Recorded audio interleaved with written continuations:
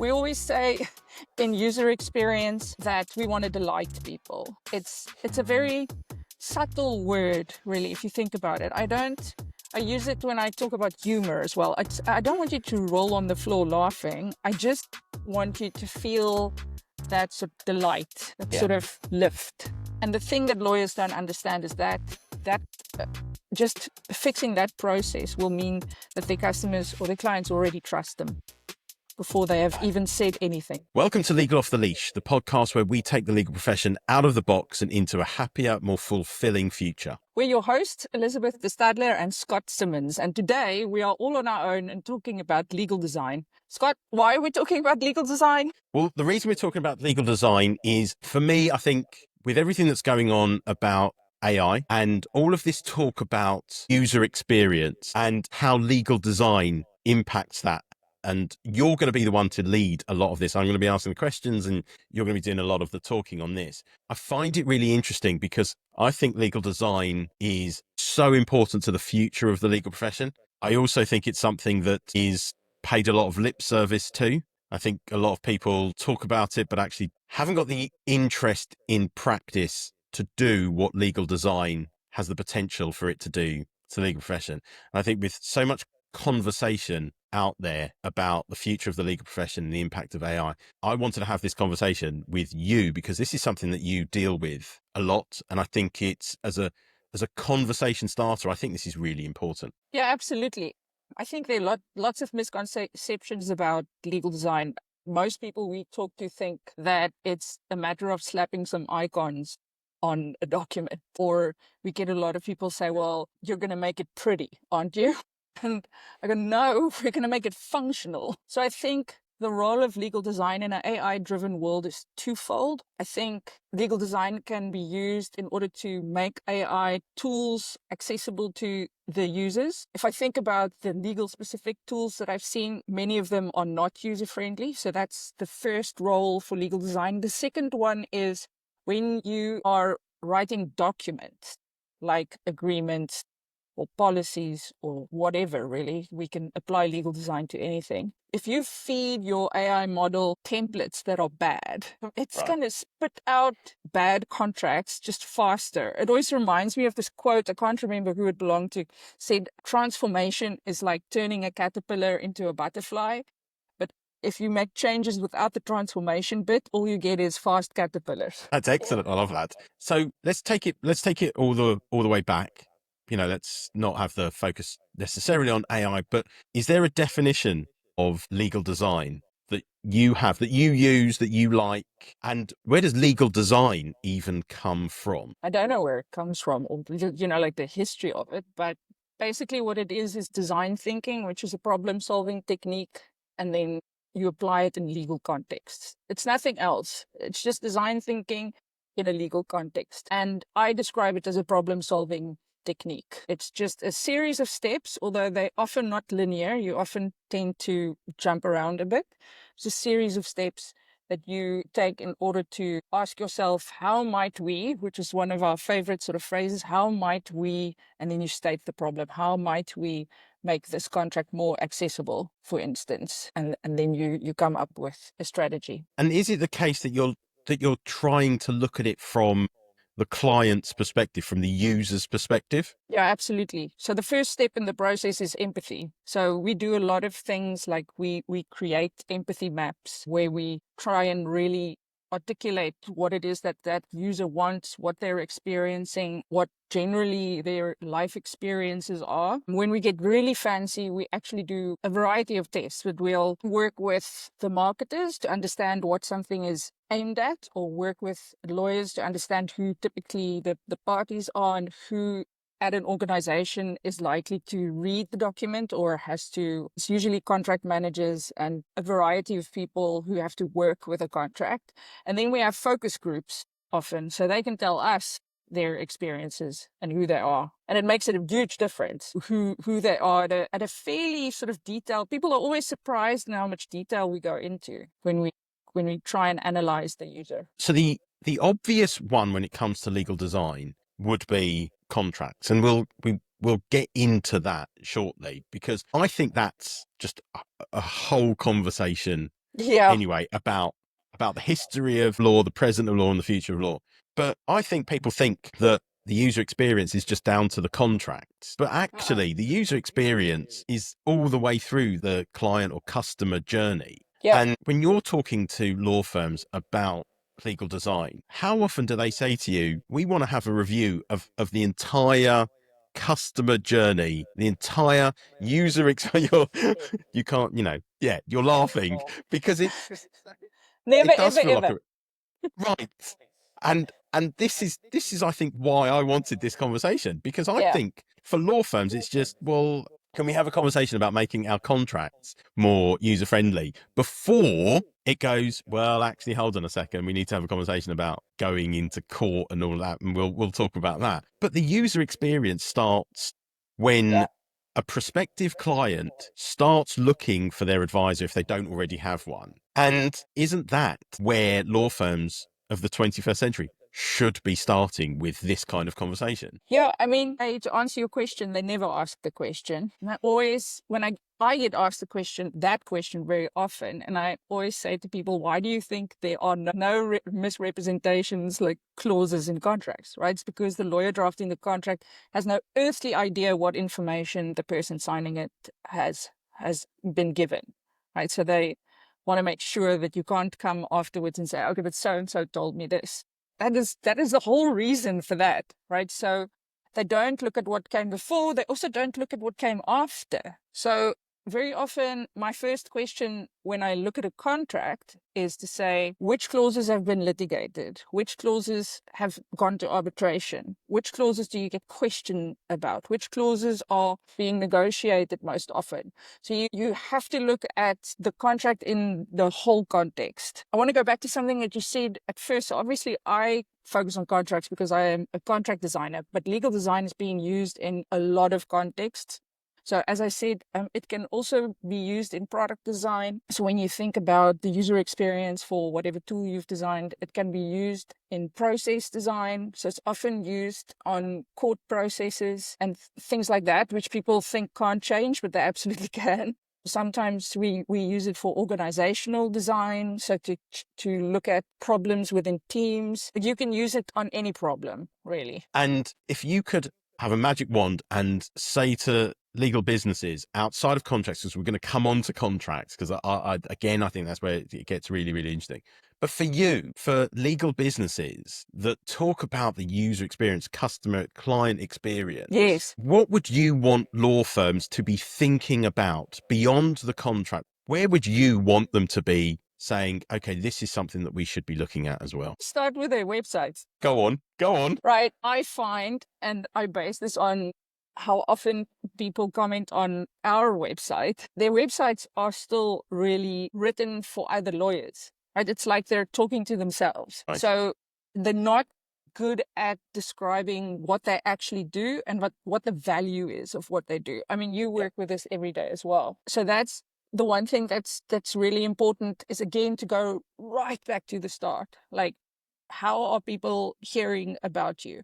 And then what you need to make sure is that you keep that language and that message consistent throughout every single interaction. And I always say to people, just the experience of dusting off your website and really thinking about it is going to help you form the conversation, the sales conversation, the onboarding conversation, so that it's consistent. You'll never be able to think about it differently. And then please make it easier. Onboarding.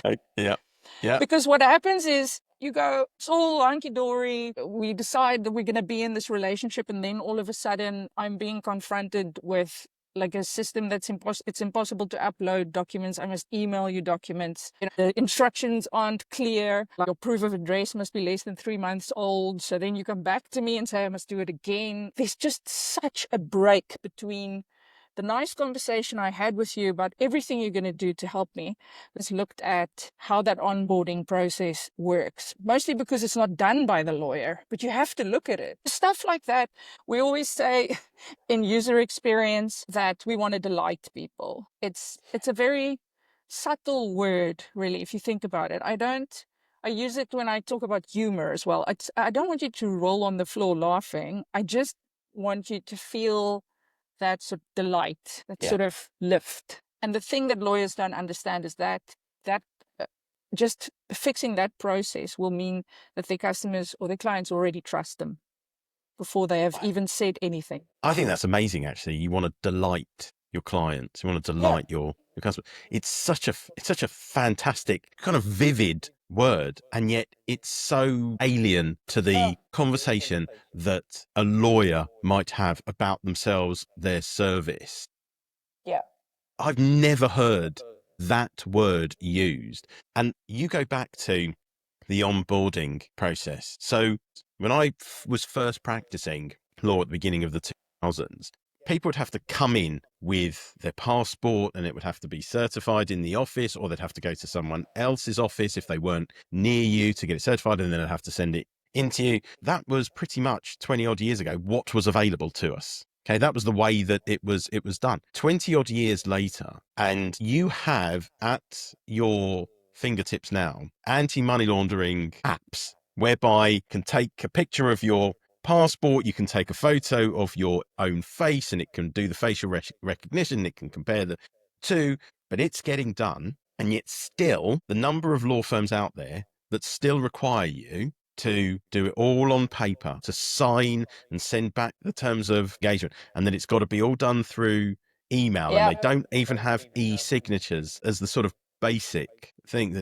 And for me, when we were using a law firm a few years ago to sell our house before we made the move back to Gibraltar, that was the process we went on. And the minute that happened, that impacted my entire experience with this law firm. They were recommended to me, told they were brilliant. But the minute I got, well, firstly, when the terms of engagement arrived and I saw the 35% referral fee, that gave me the feeling that this was not going to end well anyway. But when I was told we're an hour away, so you can either come into the office with your passports and have them stamped, or you can go somewhere nearby and then send it to us. And I thought to myself, well, if I could have done that, I could have just gone to the nearby law firm, who would have been my first choice had it not been the recommendation that had come through. But you're like, that sets the tone for it. And you think there are all of these options out there. There are all of these possibilities out there that law firms don't think about. And that to me costs them money, right? Because that's the other thing, is the objective of a law firm, I'm being cynical now, is to take your money, right? Now, what's happened to me recently is I get emailed a form, the horror, and then to top it all off, the form is not fillable, right? So now I must go print out the form, except I don't have a printer, right? So it's going to take me another couple of days, and I'm going to put it off because it's painful, right? I have to now, and it needs a wet signature. So I have to now go and print this out and then sign it and then scan it. None of these resources are available to me, which is why the empathy part is so important. Because if you did the empathy step, you would have realized that your clients don't have printers anymore. So you have to change that process, except we're not thinking of our clients.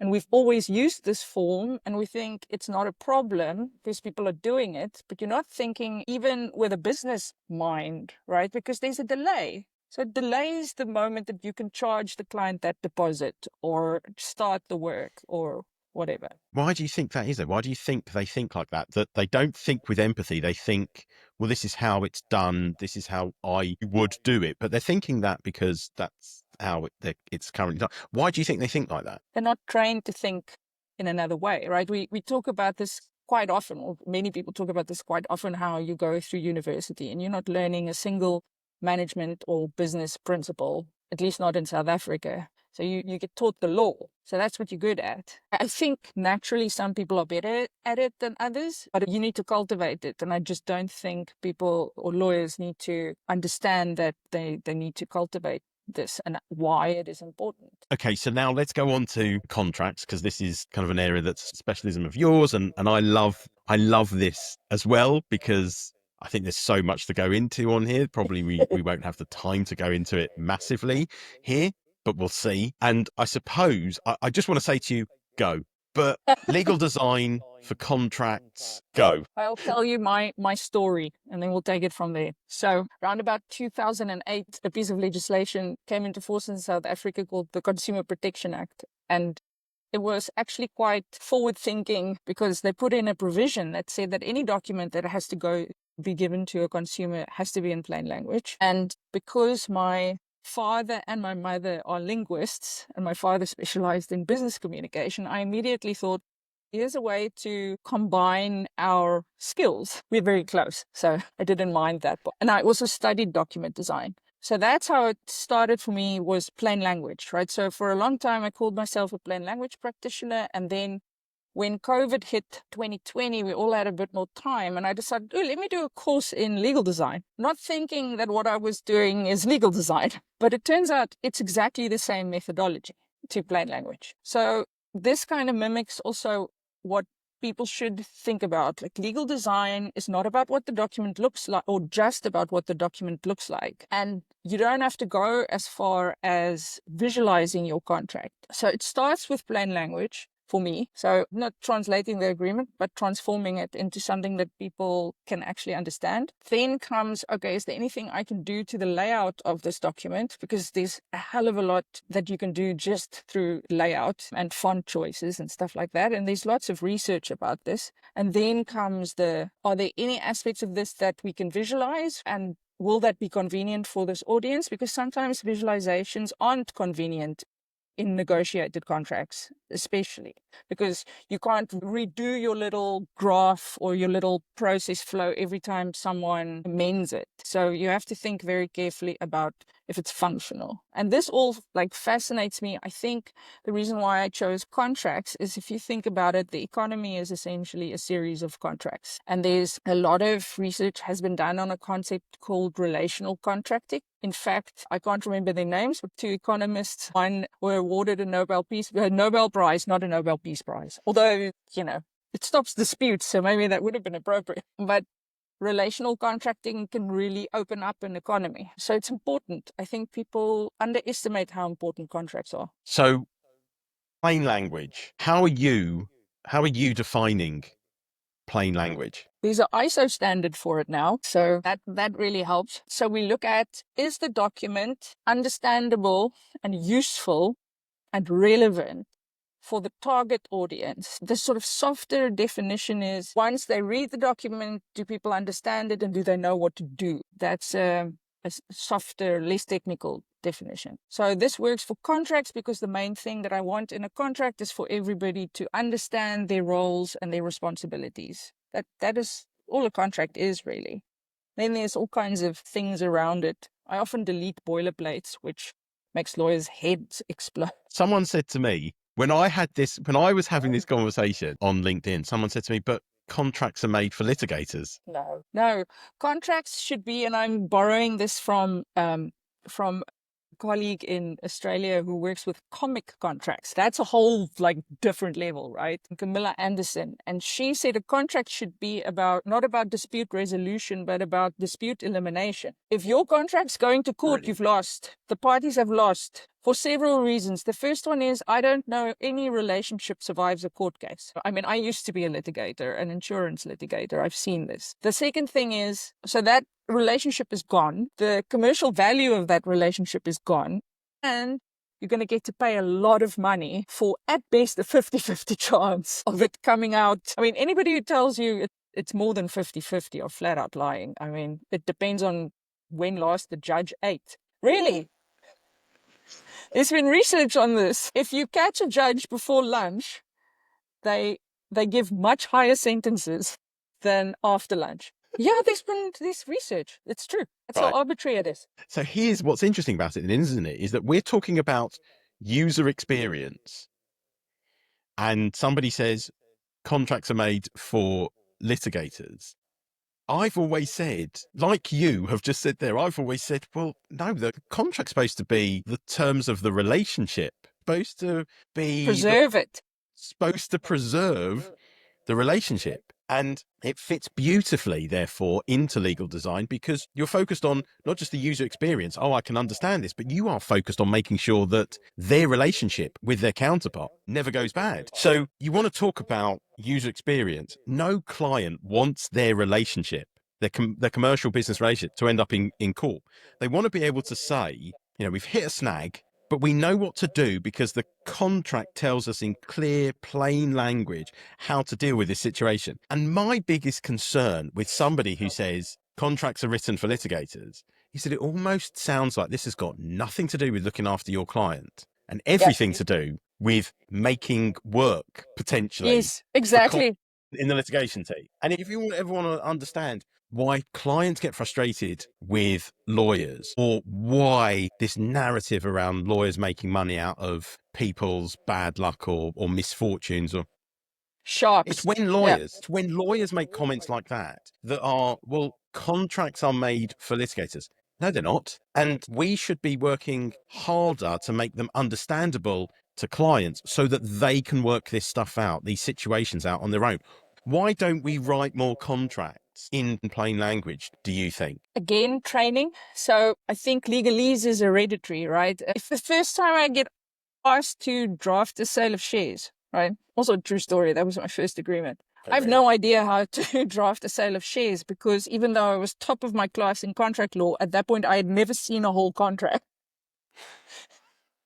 Right, I only see the bits and the cases. What do? Well, I go and ask someone for a template, right? And the templates are in legalese. So I think, who am I to question this? And you learn it. And so you can't really blame lawyers. Like I always try and defend them a little bit because if you're trying to do something in a certain way, it takes a lot to rebel against that. Most lawyers are not in the position to rebel against that. So sure, they should change, we say casually, but it's difficult. But it isn't the other reason that I always used to come up against is this is a tried and tested clause. Yeah. By who? Who tried and tested it? So when people say to me, well, this has been tested in court, I say two things, show me the case. And they can't. And the second thing I say is contracts that get tested in court got there for a reason. They're not the best contracts. Good contracts don't get litigated. So only language that was unclear to begin with gets tested in court. So why should we perpetuate that? That's the bit that feels like the crux of all of this to me. Yeah.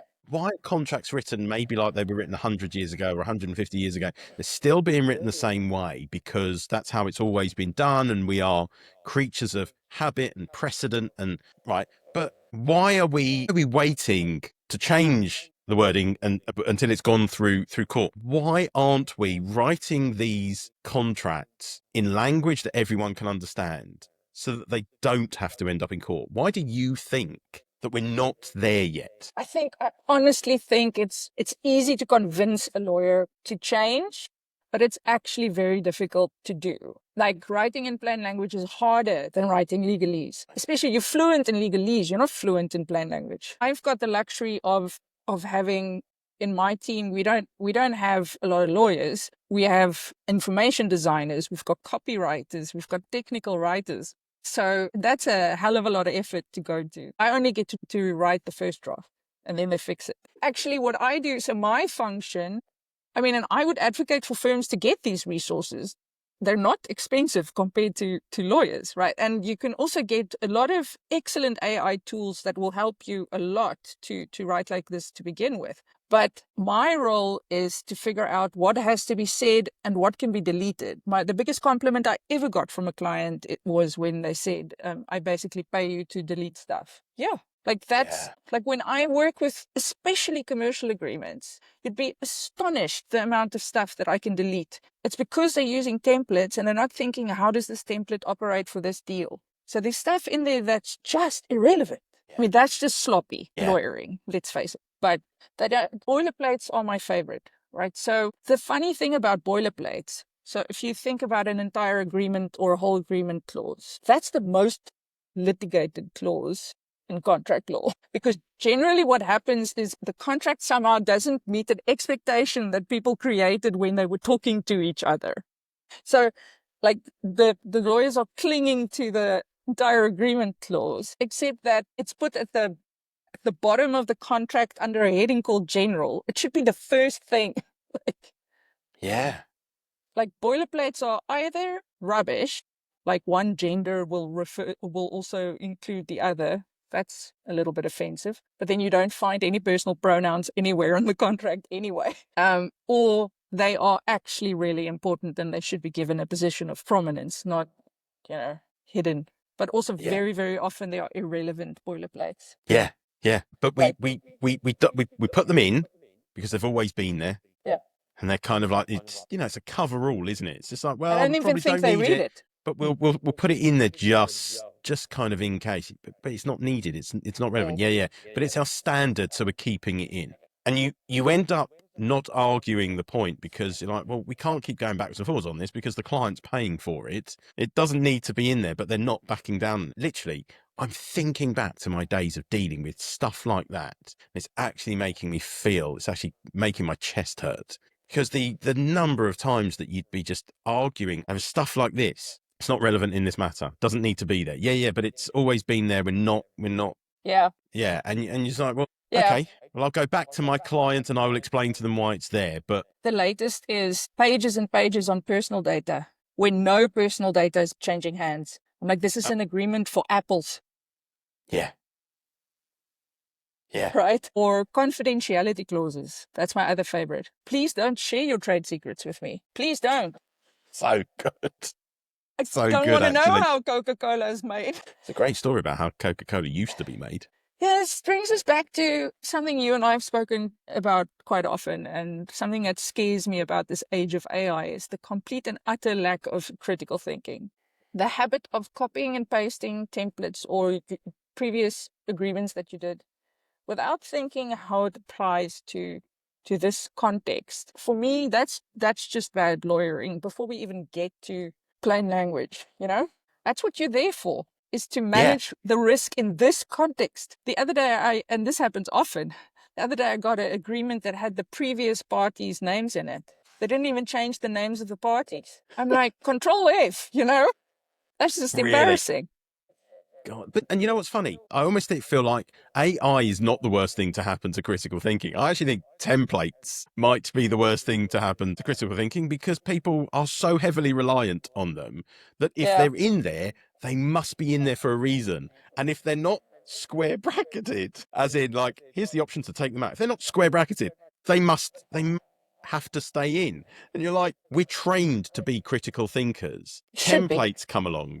And you're like, well, if it's not square bracketed or it's not, or it's in there, it has to stay in. And I think, God, that's kind of what's done us. That's kind of what's done for critical thinking, is this idea that templates are the gospel. Yeah. On a human level, it's also hierarchies, though. So firms are an extreme example of hierarchies. I mean, it's fashionable these days to try and make them flatter, right? But most sort of junior lawyers, they're sold on the idea of plain language, but they're scared of the people higher than them on the ladder. And I think the older you get and the longer you're in that setup, the more sort of entrenched you become. And so those junior lawyers accept that something needs to be there because my boss said it must be there. It's his template or her template. And the mistake that they're making is that template was handed down to the partner by the previous partner by the previous partner. And it's entirely possible that no one has given it a thought since then.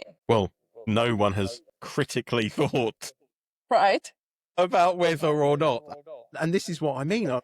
I hear so much about AI getting rid of critical thinking. And I just think, I'm sorry, but to an extent that went out of the window when we started using contracts that our predecessors had used and that their predecessors had used and their predecessors had used. And we have stuck with this wording and these clauses for generation after generation that we refuse to do anything about. The critical thinking part is not just whether or not we should be making it easier for clients. It's whether or not it even makes sense in the 21st century to be using contracts that were being used 50 in Roman years times. ago. You're being, I think lawyer in the Roman Empire would still be a passable lawyer in the Commonwealth country. Yes. I mean, we still have essentially Roman Dutch law. But the thing I think about AI, and I think it might be massively unpopular, but in the context of contracts, you don't jump from paper templates, by which I mean things that are copied and pasted, to AI. If you haven't managed to do doc automation, you shouldn't get near AI, right? Because if you have to go through a document automation implementation, it forces you to look at your templates. And the people I respect most in doc automation says you need to be short and clear. Short and clear.